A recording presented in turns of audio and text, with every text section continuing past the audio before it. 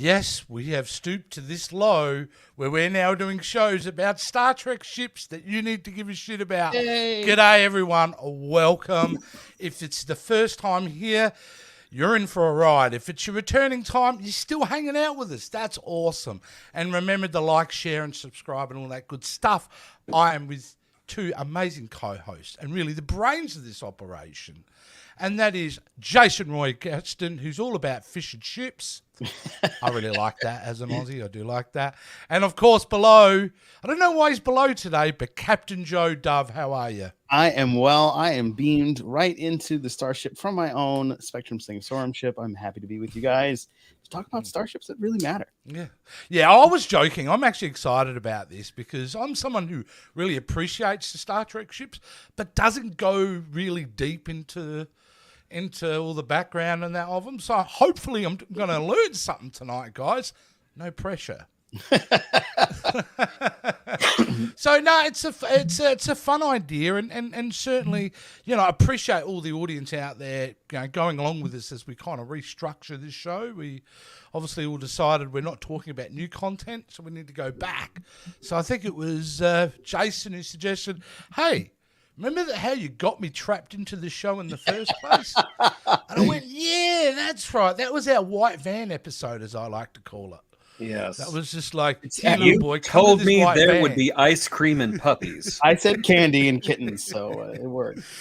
No, but that is true, right, guys? It's the first Yeah, this time is how we started. Jason was. Yeah, that was. So I'm excited to kind of go with this. How about you guys? Obviously, you are. Otherwise, you wouldn't be here. Exactly. I'm ready. Let's do this. Just All right. Well, Well, let's right in just my get veins. cracking. Yeah, I just think we just go for it. Here we are. We're going to go through. Now, can someone explain to me what the format is tonight? It's 4 ships we're going to talk about. Is that correct? Yes, we are going to talk about 4 Federation starships from the Those Old Scientists era that you may or may not have heard of, but we think deserve a little bit of special spotlight. We're going to talk about what we like about them and why we think they're important. But of course, you can't talk about Those Old Scientists without talking about that old starship. Because she's just beautiful. Perfect. Now, the one thing Golden ratio and everything I love about canoning, is that a word? Starships is what they did with the Enterprise show in the Mirror World, where they had the Defiant, which was a lost ship that got stuck with the Tholians, and it was basically this ship. Yes. Yeah. Well, I think, look, let's go back to basics. Just the brilliance of the initial design of the ship. Because it was already built-in iconography that they mashed together. We have a flying saucer, which straight out design-wise looks to come out of any film in the 1950s sci-fi. And then you have rockets. And in the 60s, we're all about the rocket age. You mash those two concepts together, and it's just become, as we know, 60-odd plus years now of being such an iconic image. Yeah, you know, Enterprise, the Connie class, to me, has never been topped as far as recognizable, beautiful starships that are wonderful to look at from any angle. Nobody really appreciates what a great accomplishment that is whenever you come across a starship that looks great no matter how you look at it. This ship follows the golden ratio. I mean, she just draws your eye in. I think she's the most beautiful spaceship that science fiction has ever produced. And I actually think that the movie refit is better than this one, but she's still beautiful. Now, when you say the movie refit, are you referring to the motion picture refit or the A? Well, they're both the same thing, but yeah. Yeah. In reality, yeah. Yeah, I'm talking about the Connie refit from the motion picture onwards. Yeah. I always wonder why they didn't just bring this ship and then refit it down the road from money. Yeah, that's a good money. Money. So we should probably start to go through some of these slides. Hey, let's have a look here. What is this? That, my friend, is the Daedalus class starship. Now, I kind of cheated a little bit with this one because we said we were only going to look at those old scientist era starships. Yeah. This one is a little bit pre those old scientists. But according to canon, it was still in use whenever the original Enterprise was flying around. The last few Daedalus class starships were being phased out during this time. This is a canon design because it was in Ben Sisko's office as a model. Yep. So, and this is the USS, the ship from that crashed in. I can't remember the name of the episode. They're calling this one. That one's the McKinley, yes, but another ship that the USS Horizon from the classic Star Trek was a Daedalus class, and the Essex from that episode where Power Play, whenever Worf and Troy and Data got possessed by evil spirits from a crashed starship, the Essex was also a Daedalus class starship. Wow. Look, again, from a simplistic point of view, all I'm seeing in the middle there, it looks like it's a shaving cream can. And they got a tennis ball. They got some good gaffer tape, I reckon, and away you go. But I love, again, the simplicity of the design is why I make it so memorable. And, you know, once you get into some of the pseudoscience of this, the design kind of makes sense in its own bizarre way, doesn't it? It does, yeah. Like everything fits for a reason, you know. You can't say that with Star Wars ships, I think. No. At some points. No. You know, they have to go back and retroactively do things to them to make it kind of make sense. But yeah. The mandibles are totally where you'd put an escape pod. Nobody believes that. No, what I like about this ship is the ratio between the nacelles and the actual hull, the main base of the ship. It's not like dinky nacelles and then big old ship, or big old ship and dinky nacelle. It's a good balance throughout. I've got to say, a United Federation of Planets, I do agree with this one. The source to separate, you would never stop. You would just keep rolling like a ball, wouldn't you? It'd be like a big hamster ball. yeah. That's a good one. Everyone's kind of running on the inside. Just to try to, get on the outer side. We can make it. Ensign Ricky tripped. It's too late. It's too late. He'll come back around in a minute. All right, let's have a look at this next one. We have more beauty shots. Is that a Horizon event or an event Horizon? That's the USS Horizon from the original series. It was a ship from there. And one thing I forgot to mention is that the Daedalus classes are what the Federation used to fight the Romulan War as well. So they came along after the NX class. Yes. I like the spherical saucers. They're not saucers, you know, they're balls, but you know. I like a ship with balls. All I'm thinking now is I wish the movie Event Horizon was a Star Trek movie. And that all happened on the USS Horizon. Do you kind of cool. You want to know my theory? What's that? I think that Event Horizon started out as a Star Trek Voyager script. Oh. I really do. Because honestly, watch that movie and imagine Captain Janeway in the Lawrence Fishburne's role. It fits. Yeah. That's my conspiracy theory. I have no evidence, and I will not be taking questions from the press this time. Here we go. We got a good question here. All right, if you guys were captains of your own ships, what vessel class would you want to be the captain of? Mine would be the Nebula. It's a great question. We may come back to answer that one. I want to think on that one a little bit. That'll be a good idea. And then we'll we won't forget the question. We'll come back to it later in the show. I'll start. Yeah. All right. The other thing about this ship is you may notice that there's no deflector dish. So I think that was a design flaw in this. And it does have a deflector. Where? Take a look. Do you see right there where there are 4 dots? Yeah. On the ship and kind of in the shape of a T? Those are rudimentary deflector dishes. They had to have more than one. There are 4 dishes. Navia goes, it's Spaceballs. You are correct. Yeah. In fact, that's what it is. It's Spaceballs. I could see these as like a Spaceballs type fighter or something. You know, Lord Helmet, release the attack balls. But all right, we got more from here. This is a bit more of a. Oh, what's this from? This looks like a screenshot from a film. I think that this is either a fan film or it's I think this is a screenshot from a fan film on YouTube called Daedalus. All right. And it's just ship porn. It's a Daedalus class flying around and fighting with a Romulan ship, and it's beautiful.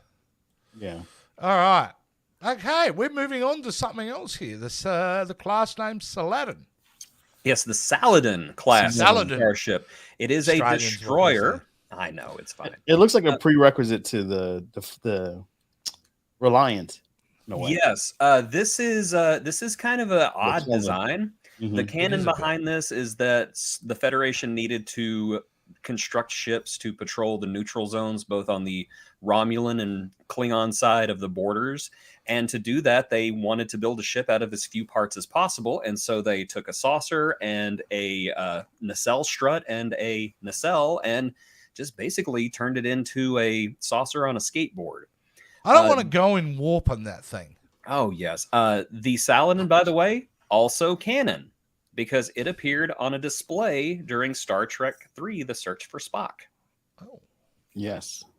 So that's why these ships matter, because they are canon and they did have a Yes. historical significance in the Star Trek universe. Yes. I don't know. all- It makes no sense to think like this, but I have a feeling this thing would have problems steering. I don't know.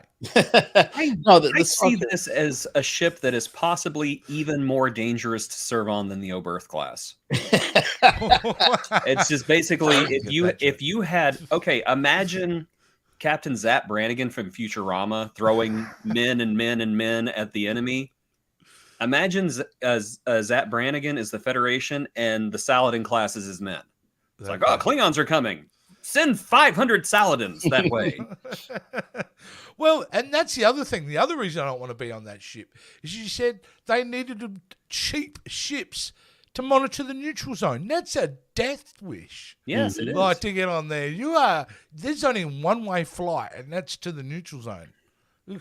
I love the logic of the deflector dish. It's just, hey, we built this cheap ship. There's no place to put the deflector dish. Well, we got to have it on there somewhere. Well, what do you want me to do? Put it on a stick? Yes. Hey, Yes. Here's a good question: is the warp core in the saucer? No, I think it's in the base of the nacelle, because the nacelle is a little bit shaped differently. It's a little bit wider than the normal nacelle, so I think they just kind of like mixed it in.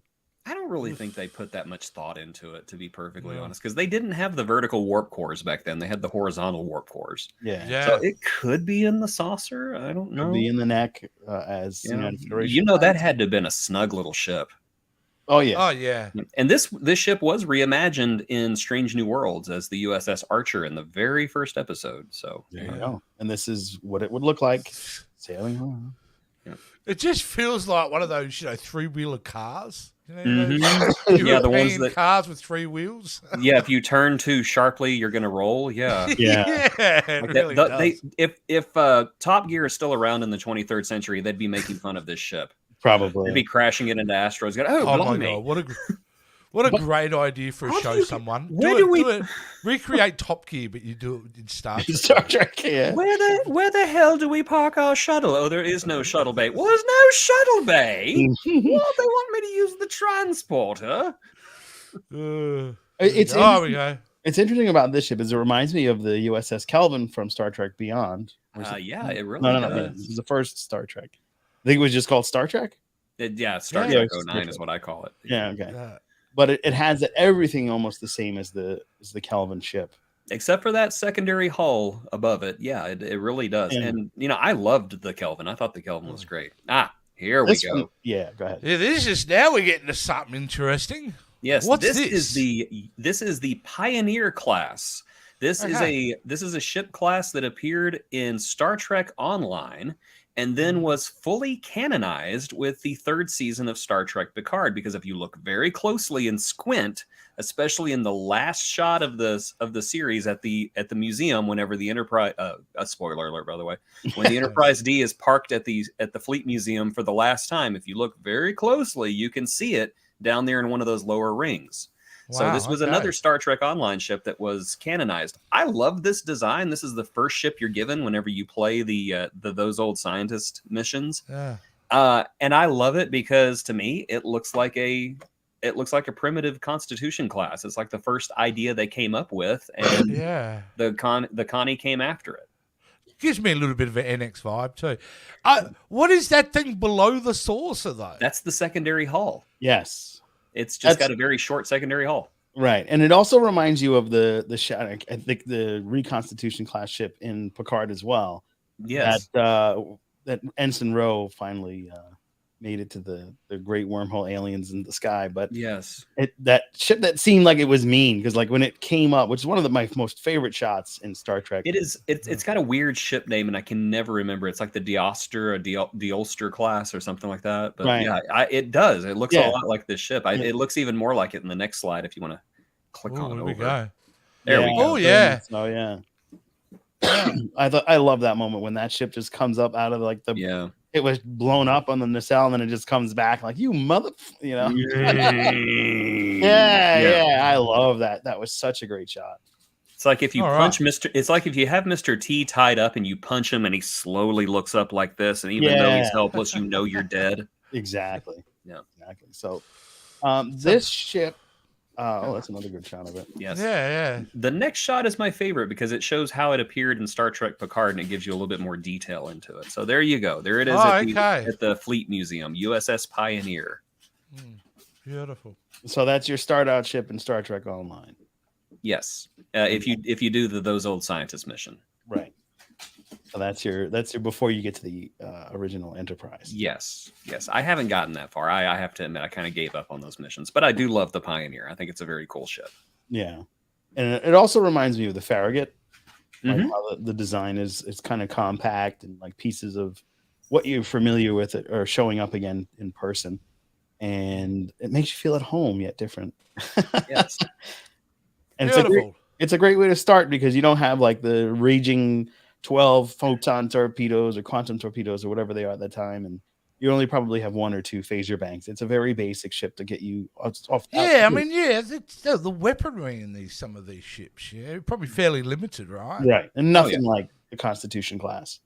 Flip the nacelles upside down. You've got a California class. That's true. Yeah, very true. Well, with a little nub on the top. Yeah.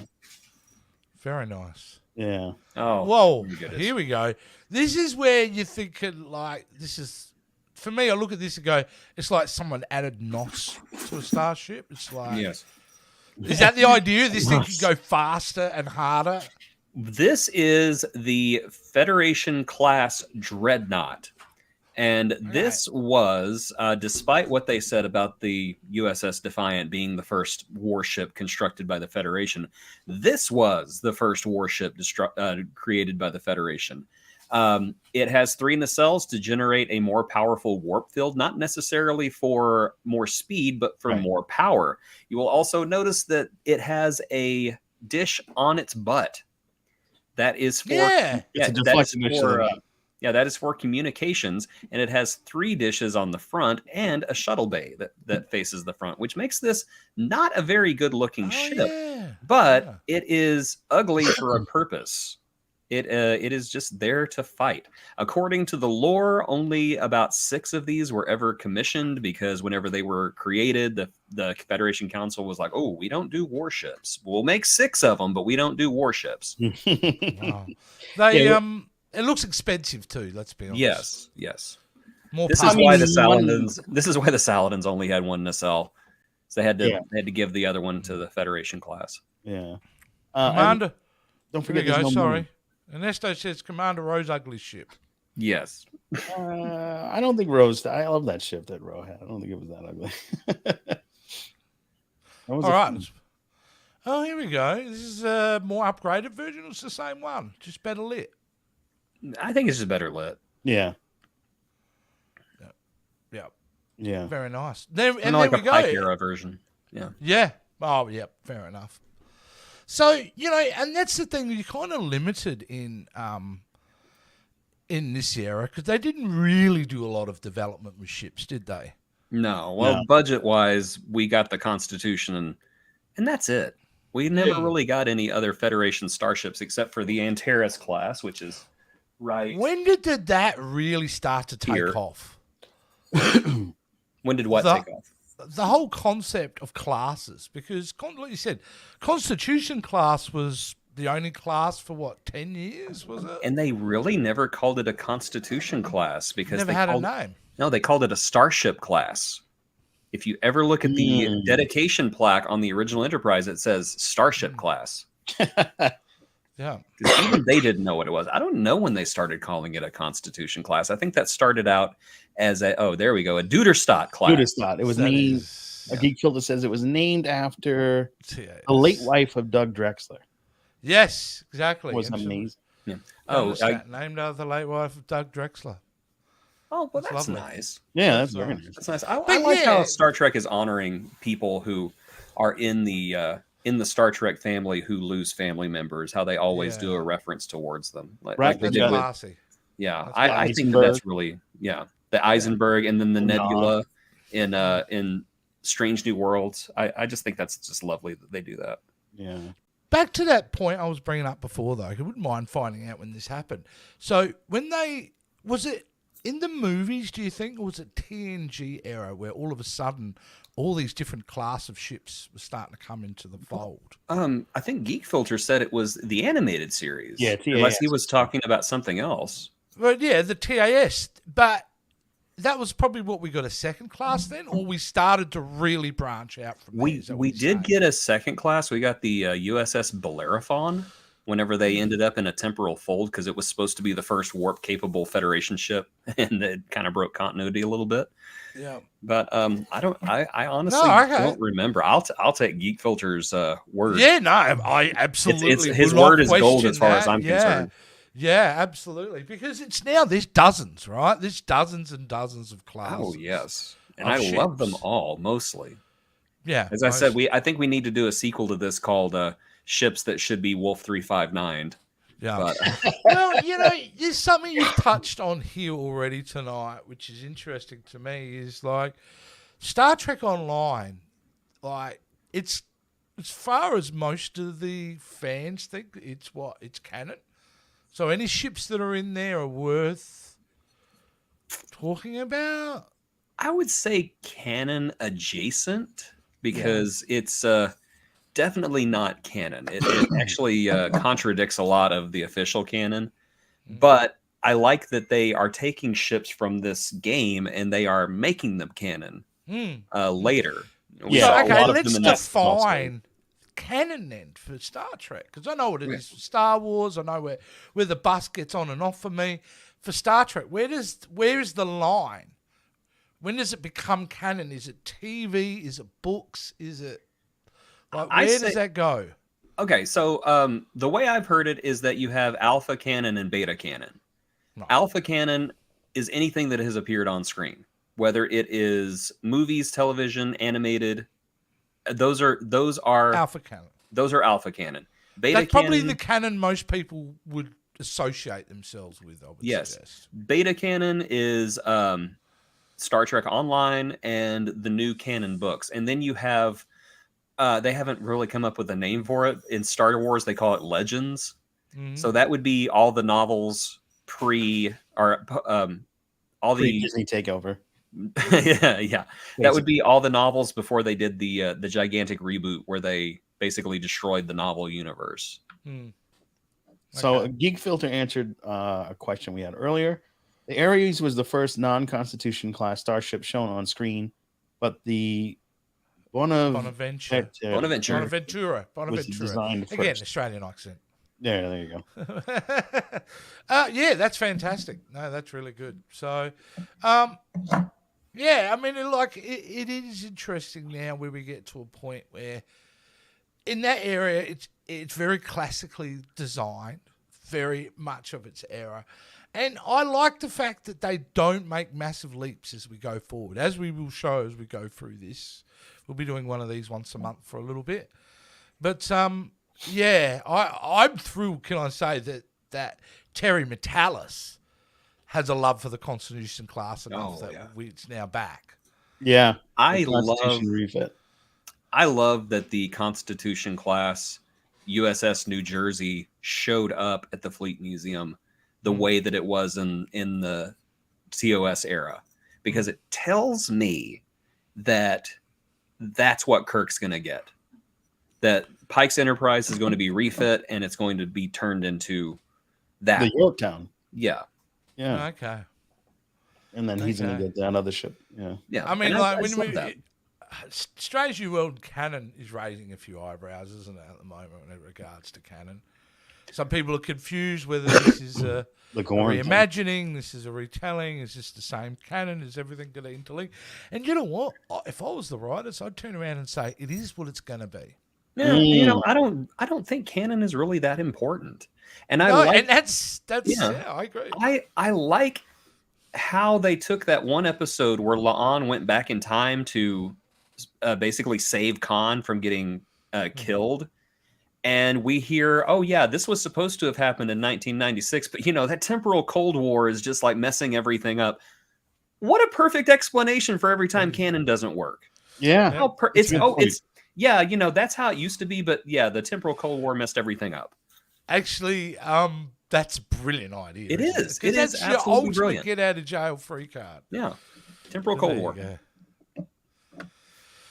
Yeah, but, you know, well, what we'll be doing next is focusing on the cinema, I think, ships, are we not? Is that how it was going to go, Jace? What was the next era we're going to move on? We could this do when we come back and do another episode of this. Yes, the those old scientist movies. Let's talk that. Then we get into some of the most beautiful ships, including the Excelsior. Oh yeah, yeah. I love all of her 80s glory. Yeah, I don't know, man. Like, yeah, it's the A for me. When we get to that, it's the A. A is gorgeous. A is yes. Well, I will not lie, but there was something about these. It's the blue. I like the blue on the hull. I got a soft spot for the Grissom. I don't care if she makes no sense. I always thought she was cool. Yeah. Even if she blows up, if you just tap her just right. Oh no. Yeah. Yeah, and Devin said, as long as the story is good, I'm okay with canon being wonky.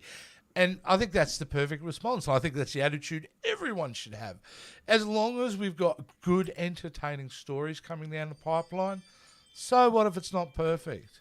Like, we all liked X-Men films, didn't we? Yeah. None of them really connected. No, not at all. Yeah. And you know, Patrick Stewart was involved in those too. So. Yeah, absolutely.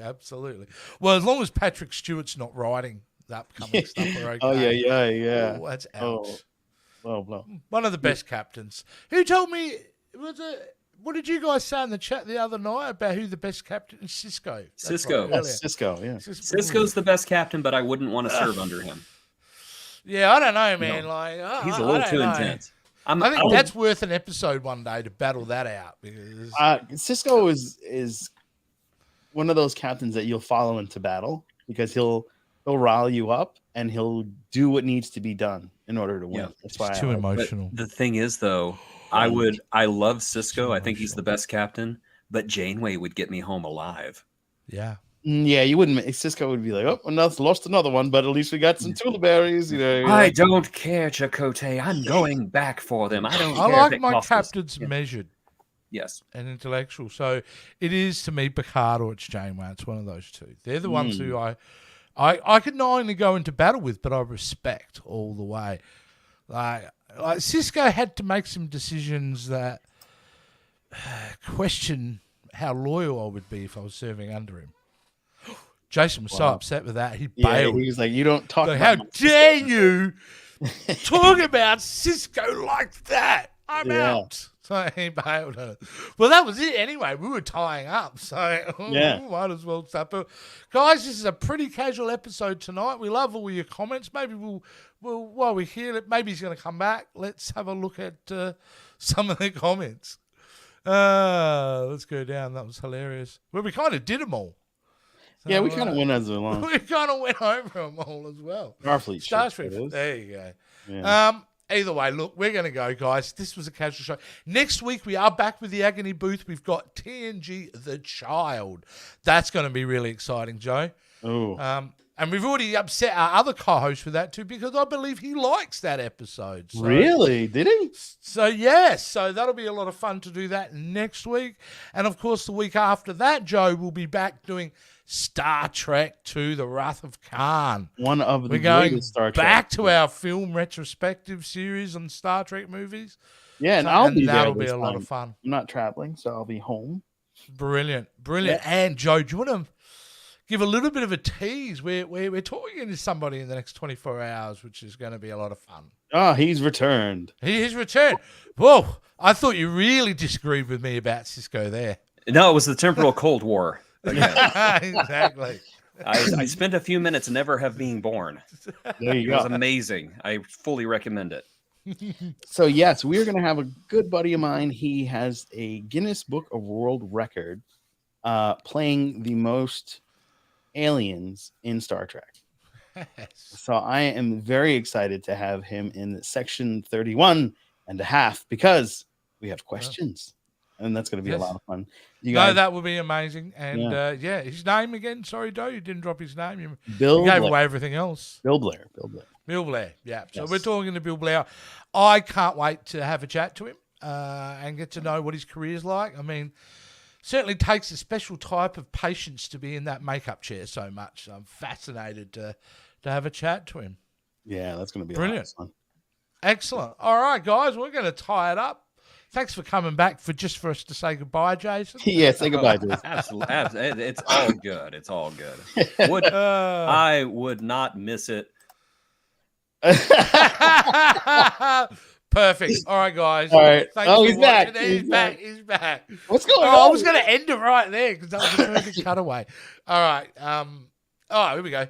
Cisco rules. Indeed. I don't know, Ernesto. I don't know. Indeed. He's cool. Amazing. He's cool. He's cool. He's but I don't collected. think he's the best. He's the best for sure. Yeah. I like somebody that will, ensure the job gets done. By any means necessary. Devon's blaming all this interruption on a couple of people right here, I think, isn't he? You blame Q. Yeah, he did blame Q. And I think he's also blaming Khan at some point. No, I think because we talked about the Wrath of Khan, so he went, right. Khan. Yeah. It's going to be a lot of fun. The Khan, I can't. I mean, does anybody watching this or in this right now not seen that movie a minimum of 10 times?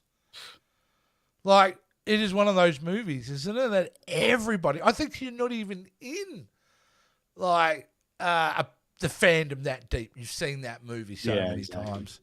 Don't forget about the question from Damien. What about being Captain? Oh, yes. Yeah, we can't not answer that. Mine easy. Galaxy Class. Galaxy Class. That's a great show. Yeah, that's easy. I mean, I go back and forth because sometimes I go with the good Odyssey Class because it's got more power. Yeah. Yeah. I really Jason's love the muted look. himself. Let's unmute him.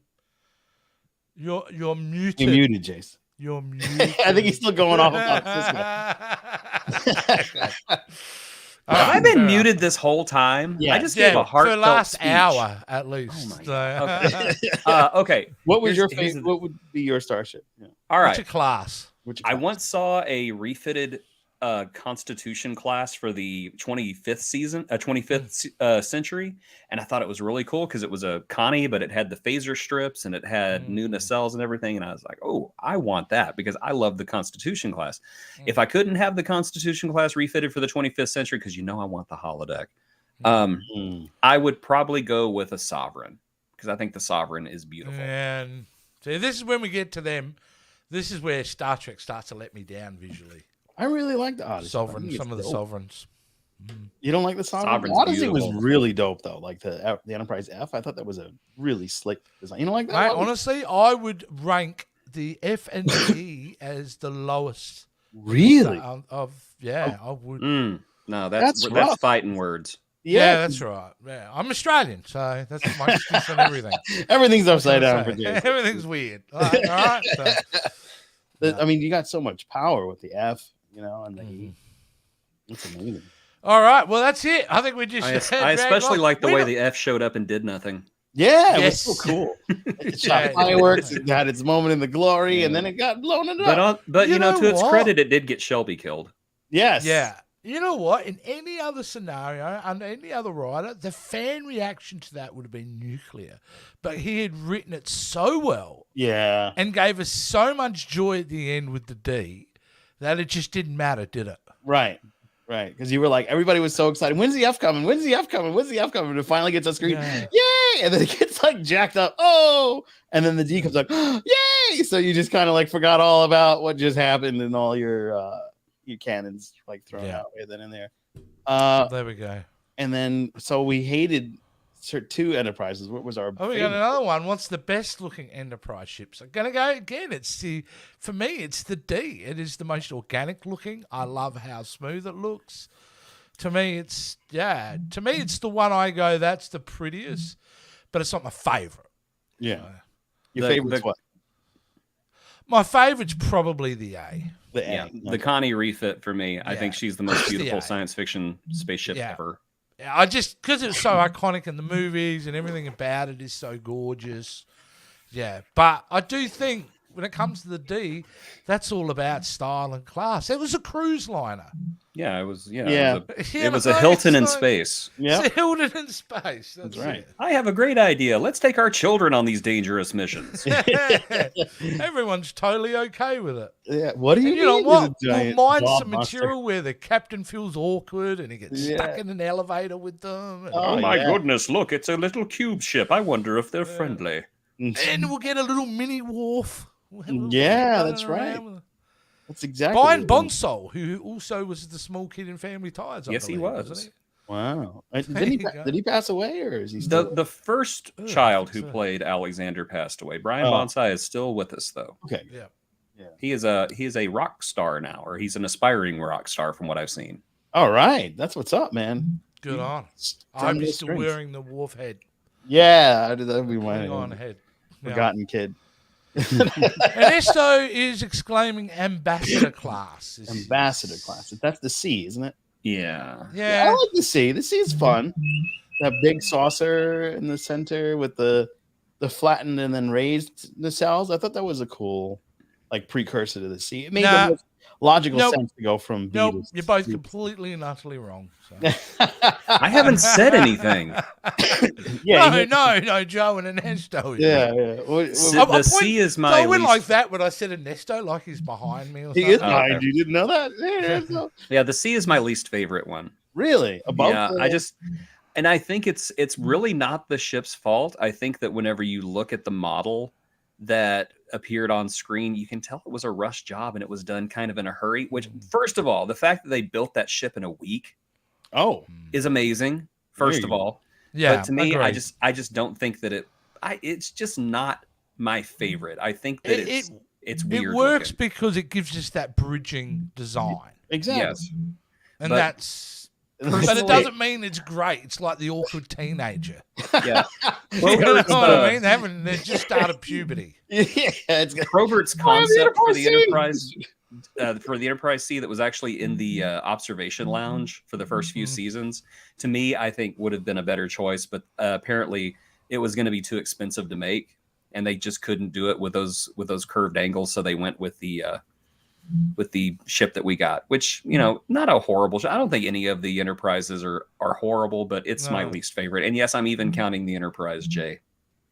I like the J. I thought that was a great Yeah. concept. Oh, Have yeah. a whole society flying in space. Not Have you just seen kids. Have you seen the new reskin of it?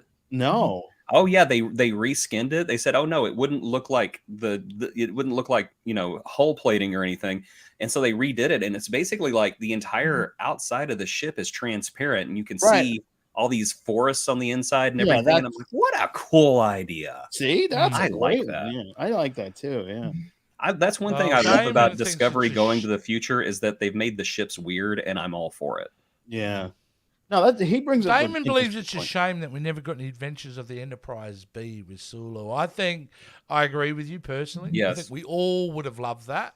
That's why we need an anthology series. Yeah. I think it would be cool to have like a cartoon version because I'm sure. Yes, an animated anthology using Yeah. the actors who are still with us and voice performers for those who aren't. Yeah. Keep those characters alive. Yeah, because the guy Yeah. who plays Scotty actually sounds a lot like Scotty. It's on James Doohan. Mm-hmm. So James, did you just say James Doohan sounds a lot like Scotty? no, the guy who I think the he guy did who say plays that. Scotty now sounds a lot like James Doohan. Oh, Simon Pegg? Yeah, from the From- show that we're not going to talk about. Yeah. Oh no, Yeah, that show, yeah. Uh, Okay. Yeah.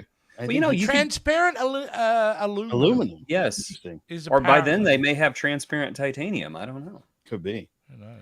Yeah, I really think that Chris Doohan does a really good Scotty person. He does. Yeah. He does. He does a great job. Yeah. But the guy he had was was very good. I thought he did a great job. And another cool thing was the refit that they did for Discovery / at Strange New World. I thought that was a cool look. Oh, the Enterprise? Yeah. Yes, I agree. The Disco Prize is a beautiful looking ship. I It think looks very cool. And because it looks more metallic, it's like, yeah, I believe that's in space. Whereas Yeah. the other ones look like. You know what? I'm getting really and I'm just going to be honest with you guys. Every time I hear the word Discovery now, I feel like there's a taint over it, and it's starting to really annoy me.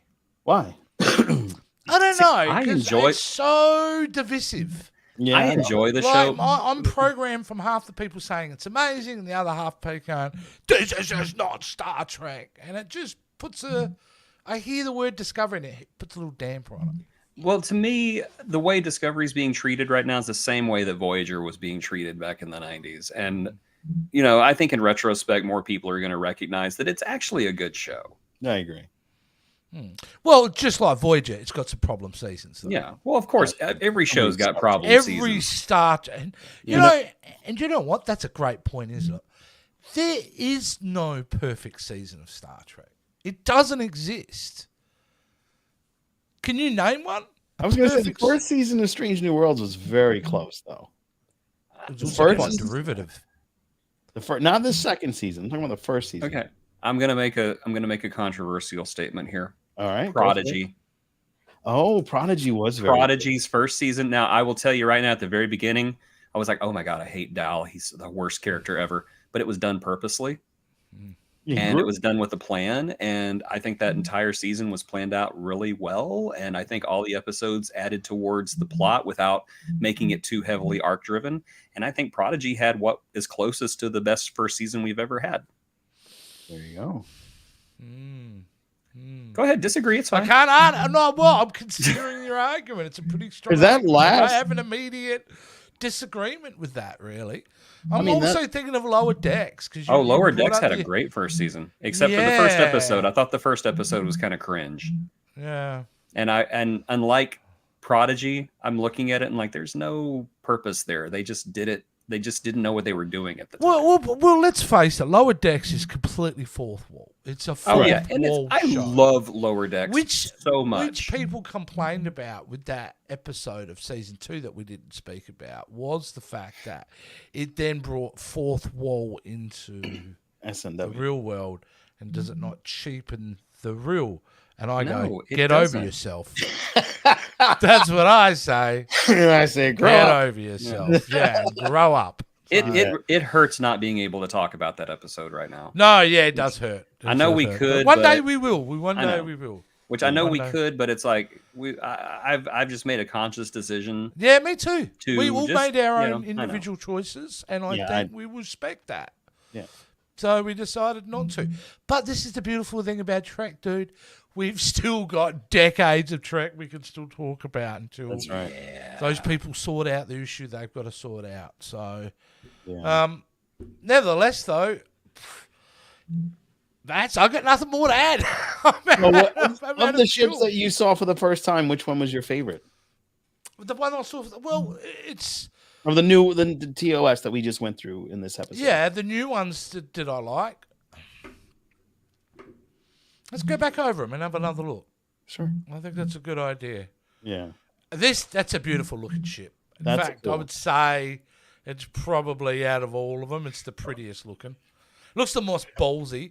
And I'm interested in the fact Even over that the you ball said- ship. Yeah.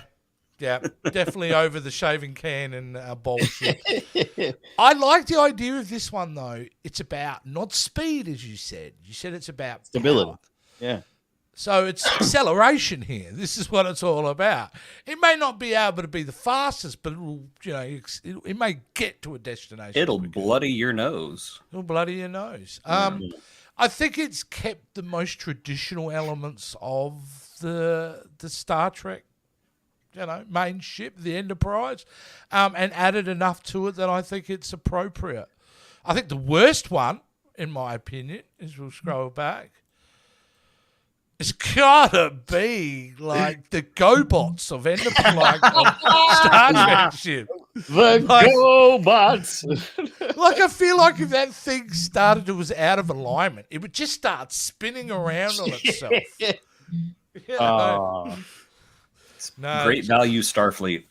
great value Starfleet. Great You know? Wish.com Starfleet. Like, seriously, would you want to go into battle in one of those things? No, I'd stay that. Like I said, I think I'd rather get on an Oberth class than get on one of those.